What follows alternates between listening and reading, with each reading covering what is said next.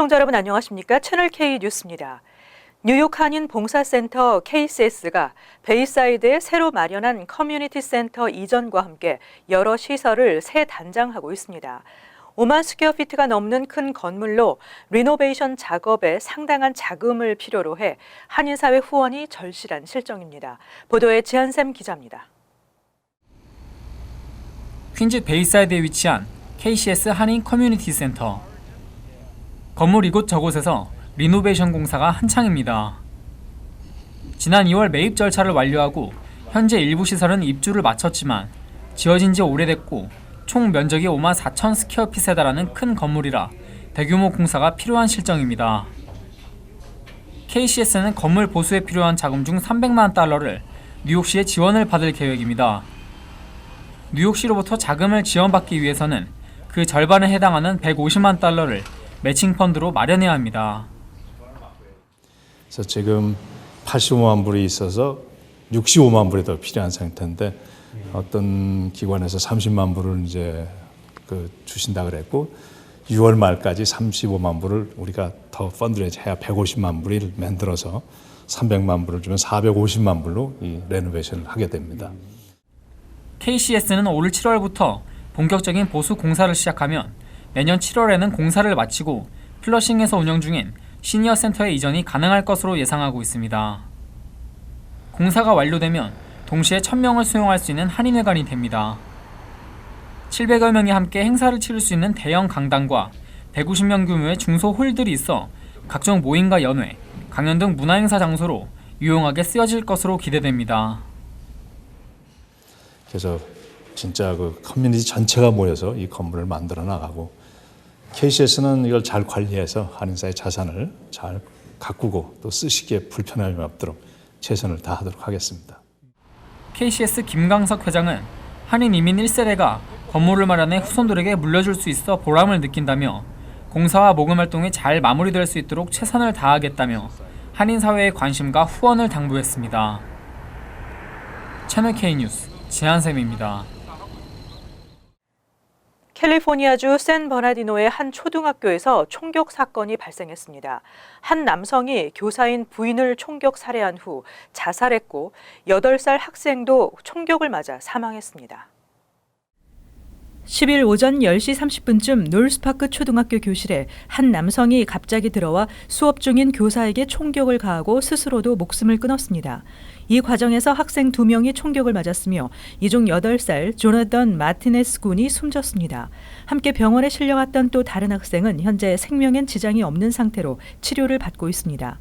53살 세드릭 앤더슨으로 신원이 확인된 범인은 숨진 교사 캐런 일레인 스미스의 남편으로 최근 결혼했으나 별거 중이었으며 아내를 겨냥해 총을 쏜 뒤 스스로 목숨을 끊었습니다. 경찰이 현장에 도착했을 때 스미스와 앤더슨은 바닥에 쓰러진 채 이미 숨져 있었고 2명의 학생은 심하게 부상당한 상태였습니다. 당시 교실에서는 1학년부터 4학년까지 총 15명의 지적 장애가 있는 학생이 수업을 받고 있었으며 성인 보조교사 2명도 함께 있었습니다. 한편 경찰은 사건 직후 학생과 교사들을 대피시킨 후 학교 출입을 통제했습니다. 인근 힐사이드 초등학교와 가혼 초등학교도 수업을 중단하고 학생들을 귀가시켰습니다. 제19대 대선을 앞두고 뉴욕 관할 지역 재외선거인 명부가 확정됐습니다. 뉴욕 일원 재외선거 사상 역대 최다를 기록했습니다. 제19대 대선이 28일 앞으로 다가왔습니다. 재외선거인 명부가 최종 확정되면서 뉴욕 총영사관 선거관리위원회는 본격적인 재외선거 체제에 돌입했습니다. 뉴욕 총영사관은 관할 지역에서 유권자 등록을 마친 재외선거인은 3,130명, 지상사 직원과 유학생 등 국외 부재자는 1,586명 등으로 총 13,716명의 명부가 최종 확정됐다고 밝혔습니다. 이 같은 유권자 수는 뉴욕 일원 재외선거 사상 역대 최다입니다. 지난달 발표된 재외 유권 등록자 수 14,194명보다 478명 줄었지만 이는 영구 명부에 등록됐음에도 재외 선거인으로 재등록한 경우입니다. 전 세계에서 총 30만 197명이 등록을 확정했습니다. 뉴욕 총영사관은 선거인들에게 재외 투표 안내문을 발송할 예정입니다. 김동춘 뉴욕 재외선거관은 유권자 등록을 마친 선거인들에게 이메일과 일반 우편, 문자 등으로 투표 안내문을 통보하고 있다며 선거일 전까지 한인 마트와 상가 등 한인 밀집 지역을 방문해 투표 독려 활동을 실시할 계획이라고 밝혔습니다. 한편 이번 재외선거 뉴욕 지역 투표는 퀸즈 플러싱의 시캐슬 1층 리셉션 홀에서 4월 25일부터 4월 30일 6일 동안 운영되고 뉴저지 한인회 2층 사무실과 필라델피아 서재필 기념재단 의료원 1층 강당에서는 4월 28일부터 4월 30일까지 3일 동안 운영됩니다. 한인사회의 선거 열기가 그 어느 때보다 뜨겁습니다. 이런 가운데 뉴욕의 한인단체에 경고 조치가 내려지는 등 선거법 위반 문제가 잇따르고 있습니다. 이들 단체는 특정 정당 기재와 특정 정당을 유추할 수 있는 내용의 신문 광고를 게재해 선거법 위반 의혹을 받고 있습니다. 10일 뉴욕 재외선관위는 참정권은 우리들의 소중한 권리입니다란 제목으로 뉴욕 민주연합 이경화 상임대표와 세계 한인민주회 이경로 부의장이 지난달 28일 뉴욕 한인 일간지에 게재한 재외선거 유권자 등록 독려 광고에 대해 공직선거법 위반 행위를 자제해 줄 것을 서면으로 경고했습니다. 특정 정당의 이름이 5차례 기재돼 있어 문제가 됐습니다. 김동춘 뉴욕 재외선거관은 투표 동료 광고라 하더라도 특정 정당 이름을 기재하면 공직선거법에 위반된다고 말했습니다. 또 재미대한민국 애국연대가 지난달 게재한 중국의 사드 보복을 규탄한다는 내용의 신문 광고에 대해서도 선거법 위반 여부가 조사 중입니다. 이 신문 광고에는 종북 좌파 정권 출연을 저지해야 한다는 문구가 기재돼 있습니다. 한인사회의 그 어느 때보다 선거 열기가 높아지고 있는 현재 선거법 위반 사례도 늘어날 전망입니다. 현행 한국의 선거법은 해외에서의 선거운동에 대해서도 엄격히 제한하고 있습니다. 재외 국민이 할 수 있는 선거운동 방법은 인터넷 홈페이지와 이메일, 그리고 문자 메시지 등 정보통신망을 이용한 선거운동만 가능합니다. 그리고 공식 선거운동 기간인 4월 17일부터 선거일인 5월 9일 전날까지 전화를 이용하거나 말로 하는 선거운동만 할 수 있습니다. 연방이민당국이 전방위적인 결혼 사기 수사와 단속에 나설 계획입니다. 영주권 취득을 위해 시민권자와 가짜로 결혼하는 사기 결혼에 대한 강력한 수사가 진행될 것으로 보입니다.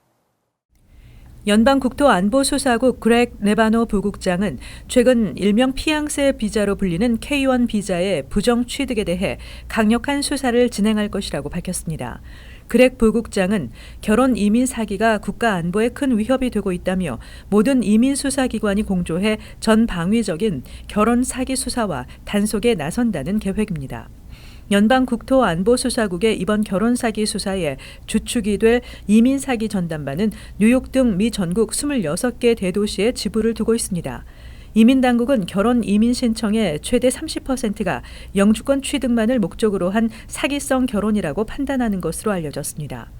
강화되는 연방 이민 당국의 단속에도 불구하고 오래전부터 한인 사회에도 위장 결혼 이민 사기가 끊이질 않고 있으며 일부 잡지에는 버젓이 결혼 전문 업체를 위장해 광고까지 내고 있습니다. 또 위장 결혼을 해주는 대가로 $10,000에서 $20,000부터 많게는 $30,000에서 $50,000까지 조건에 따라 다양한 것으로 알려졌습니다. 한편 위장 결혼으로 의심되는 경우 영주권을 발급받았어도 체류 신분이 박탈되는 것은 물론 형사 기소에 추방될 수 있습니다. 뉴저지 저지3 시장 선거 준비를 해왔던 윤여태 시의원이 선거 자금 모금에 어려움을 토로하고 시의원 재선에 나서 정치력을 강화할 계획을 밝혔습니다. 윤여태 시의원이 저지3 시장 출마에 어려움을 토로했습니다. 윤 의원은 10일 한국일보와의 인터뷰에서 그동안 한인사회 등 기금 모금 행사를 통해 약 $24만 가량을 모금했지만 이미 캠페인 비용으로 $10만 지출한 상태고 목표액인 $50만 한참 못 미치고 있다고 말했습니다. 하지만 윤 의원은 4월 중순까지 $50만 선거 자금을 모으는데 총력을 다할 것이라며 아직 불출마를 확정한 것은 아니라고 덧붙였습니다. 그럼에도 현실적으로 시장 출마가 어렵다면 전략적인 선택을 하겠다고 밝혔습니다. 시장 출마를 포기하는 대신 시의원 재선에 나서 자신을 중심으로 독립 컨퍼런스를 만들고 시의회 내 정치력을 강화할 계획입니다. 자신을 포함한 3명의 현역 의원들을 비롯해 시의원 선거에 무소속으로 출마하는 후보 9명과 연합해 무소속 연대가 시의원 선거에서 승리할 경우 자신이 시의장에 선출될 가능성이 높다는 계산입니다. 이 같은 계획이 현실화될 경우 저지3 최초의 한인 시의원인 윤 의원은 저지3 최초의 한인 시의장 자리에 오르게 됩니다. 한편 윤 의원은 열심히 지원해 주신 한인 사회에 미안한 마음이 크다고 전했습니다. 제18기 민주평화통일자문회의 뉴욕협의회가 간신히 모집 정원을 채웠습니다. 올해는 평통자문위원회 강화된 인선 절차와 혼란스러운 정치 상황으로 인해 지원자 수가 급감했습니다. 제18기 뉴욕 평통 자문위원 후보자 신청 접수가 마감됐습니다. 당초 접수 마감은 지난 6일이었지만 이날 20명 이상 미달되는 사태가 발생하면서 접수 기간을 연장했으며 10일 137명이 지원한 것으로 집계됐습니다. 모집 정원 136명에 단 1명이 초과 지원한 것으로 1.5대 1의 경쟁률을 보였던 17기에 비해 현저히 낮아진 수치입니다. 필라델피아 평통 자문의원 역시 모집 정원 50명 중 54명이 지원한 것으로 나타났습니다. 지원자 급감의 원인으로는 올해부터 강화된 신원조회, 소송, 분쟁 등 물의를 일으킨 인사를 배제하는 까다로운 인선 절차가 지적됐습니다. 하지만 조기 대선에 의한 차기 정권 교체 등이 일부 지원자들에게 부정적 영향을 미쳤고 더구나 민주평화통일자문회의는 대통령 직속 기관이고 대통령 자문기구라는 점이 대통령 탄핵이라는 혼란스러운 정치 상황에서 결국 큰 영향을 주었다고 풀이됩니다. 평통 관계자는 앞으로 한국 정국이 안정되면 19기에는 상황이 나아질 것으로 전망했습니다. 한편 총영사관은 각각 9명과 7명으로 구성된 뉴욕과 필라 평통 자문위원 추천위원회를 구성하고 오는 13일과 14일 심사를 거쳐 최종 후보자 추천 명부를 결정하게 됩니다. 뉴욕시 의회에 세입자 보호 조례안이 상정됐습니다. 이 조례안에는 건물주의 세입자 괴롭힘 혐의가 적용될 수 있는 범위가 확대되며 벌금도 최대 $10,000까지 부과되는 내용입니다. 민주당의 헬렌 로젠털, 마크 레빈, 리치 토레스 시의원은 건물주의 세입자 괴롭힘 혐의 적용 범위를 확대하고 이를 위반하는 건물주에 대한 처벌도 강화하는 조례안을 공동 상정했습니다. 집주인의 괴롭힘이 의도적이라는 것을 증명하지 않아도 세입자는 괴롭힘에 대한 법적 소송을 진행할 수 있습니다. 또 세입자를 내쫓기 위해 건물주가 계약서에도 명시되지 않은 추가 비용을 부과하는 것을 괴롭힘으로 간주해 처벌할 수 있도록 했습니다. 괴롭힘에는 건물주가 늦은 밤이나 새벽 등 상징적이지 않은 시간에 세입자에게 방문하고 연락하는 것도 포함했습니다. 세입자를 괴롭히다가 적발될 경우 건물주에 대한 벌금을 현 최소 $1,000에서 $2,000로 인상했으며 최대 $10,000까지 부과할 수 있도록 했습니다. 5년 내 반복 적발될 경우에도 현재 $5,000 벌금은 최대 $10,000까지로 치솟게 됩니다. 한편 조례안에는 세입자 옹호 전담 부서를 설치해 세입자 보호가 제대로 이루어지고 있는지 조사하도록 했습니다. 이어서 LA 지역 한인사회 소식입니다. 아시안이란 이유로 에어비앤비 호스트에게 숙박을 거부당하며 인종차별을 겪은 한인 여성 서다인 씨가 최근 논란에 대해 직접 말문을 열었습니다. UCLA 학생이자 리버사이드에 거주하는 서다인 씨는 오늘 LA 한인타운 한미연합회에서 기자회견을 열고 에어비앤비 호스트로부터 겪은 인종차별 경험에 대한 자신의 심정을 밝혔습니다. 이 자리에서 서다인 씨는 어린 시절 주변인들의 인종차별적 행동으로 상처를 입었던 자신의 경험을 털어놓으며 미국 내 인종차별은 드러나지 않고 만연되어 있는 문제라면서 이번 사건을 계기로 많은 사람들이 인종 간의 갈등 해결과 화합에 관심을 갖길 바란다고 덧붙였습니다. 특히 서다인 씨는 인종차별 당사자인 에어비앤비 집주인이 이번 일로 피해를 입는 것을 원하지 않으며 회사나 호스트를 상대로 법적 소송이나 분쟁을 벌일 계획도 없다고 덧붙였습니다. 한편 서다인 씨는 지난 2월 빅베어 스키 여행을 위해 에어비앤비를 통해 숙소를 예약했지만 도착 직전 집주인으로부터 아시안이기 때문에 방을 내줄 수 없다며 숙박을 거부당했고 이후 SNS를 통해 이 사실이 알려지면서 전 세계적으로 큰 논란이 됐습니다. 오는 24일부터 놀스 헐리우드과 유니버셜 시리의 스튜디오 시리역 주차장이 유료로 전환됩니다.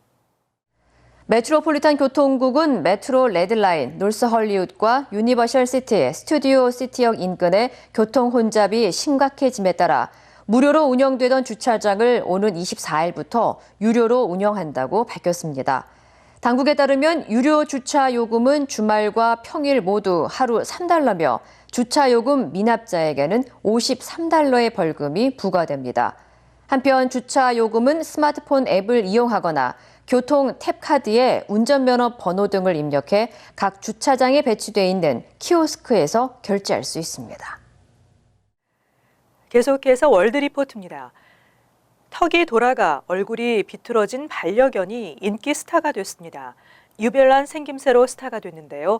그야말로 견생 역전 반려견들의 모습 함께 보시죠. 위턱이 심하게 돌아가 얼굴이 완전히 비뚤어져 보입니다. 독특한 생김새를 한 이 강아지는 피카소의 그림 속 인물과 닮아 이름도 피카소라 붙여졌습니다. To be honest with you, I've never seen a case like his before. I would call it a congenital defect of his maxilla. 핏불 테리어 잡종견인 피카소와 그 옆을 지키는 형 파블로는 태어난 지 10달밖에 안 됐지만 벌써 2번이나 주인에게 버림받았습니다. 안락사 대상에 올라 순서만 기다리던 순간 동물 구조대원의 도움으로 SNS에 사연이 소개되면서 일약 스타덤에 올랐습니다. 유별난 생김새 때문에 촬영 요청이 쇄도하고 도움의 손길이 쏟아진 겁니다. Clearly, Picasso the dog here is a work of art. He was born with a rare facial deformity and he's taking the internet by storm. 다행히 음식을 먹는데도 큰 지장이 없고 몸도 건강한 것으로 알려졌습니다. He should not be in any kind of pain. The only thing that's going on is he has a tooth that's digging into the bottom of his mouth because it's not where it should be. 구조대는 피카소의 치아 수술이 끝나는 대로 새로운 주인 찾기에 나설 예정인데 피카소 형제를 입양하겠다는 사람들이 벌써 줄을 서고 있습니다. 페루의 한 시골 마을. 등에 꼿꼿이 세우고 앉은 강아지가 뒷다리로만 벌떡 일어서더니 캥거루처럼 뛰어다닙니다.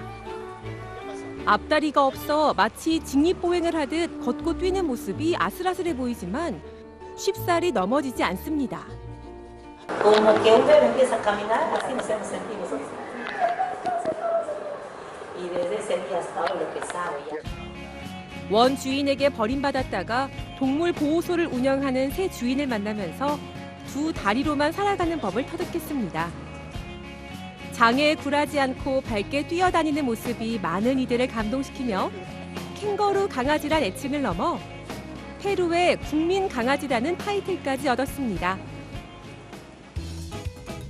잘생긴 외모에 운동신경도 좋은 반려견 토비. 훈련도 잘 된 완벽한 반려견으로 보이는데 가까이서 보니 코가 2개입니다.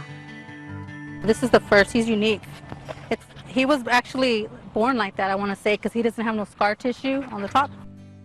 한때 코가 2개라는 이유로 버림받고 길거리를 전전하며 살았지만 지금은 새 주인과 함께 행복한 일상을 보내고 있습니다. Let me throw it to you. You ready? You ready? Huh? 새 주인을 만난 뒤 토비는 쌍코 반려견으로 불리며 팬클럽까지 생긴 것으로 알려졌습니다. 이어서 간추린 소식입니다. 메트로폴리탄 교통공사에 따르면 9일 오전 5시쯤 퀸즈 우드사이드 61스트리트역에서 신원이 밝혀지지 않은 남성이 맨해튼 펜스테이션으로 향하던 롱아일랜드 레일로드 열차에 치여 그 자리에서 사망했습니다.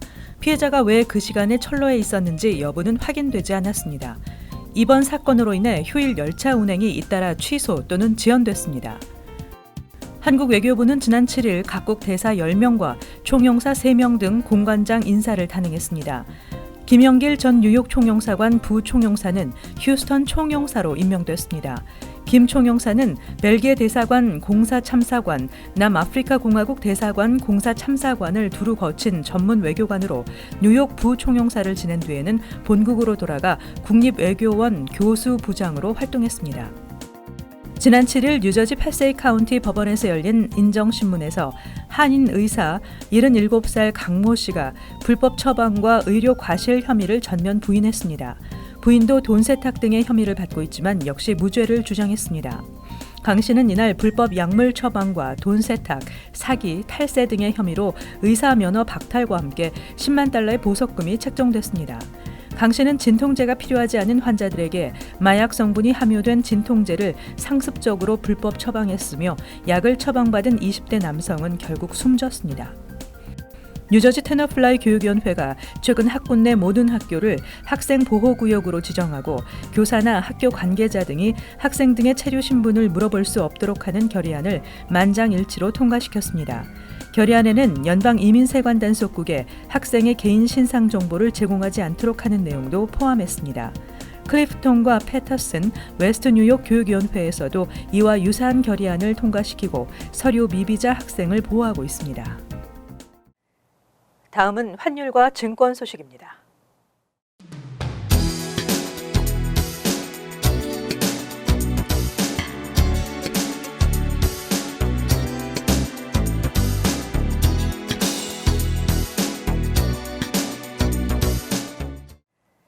끝으로 날씨 전해드립니다. 수요일은 오전 중 지역에 따라 한 차례 소나기가 예상되지만 차차 개이겠습니다. 낮 최고 기온은 72도, 섭씨 22도, 밤 최저 기온은 49도, 섭씨 9도 예상됩니다. 목요일은 대체로 맑겠습니다. 금요일은 간간히 구름이 끼는 대체로 맑은 하늘이 이어지겠습니다. 토요일은 대체로 맑은 하늘에서 차차 구름이 많아지겠습니다. 항상 여러분과 함께하는 채널 K 뉴스 여기서 마칩니다. 시청해주신 여러분 고맙습니다.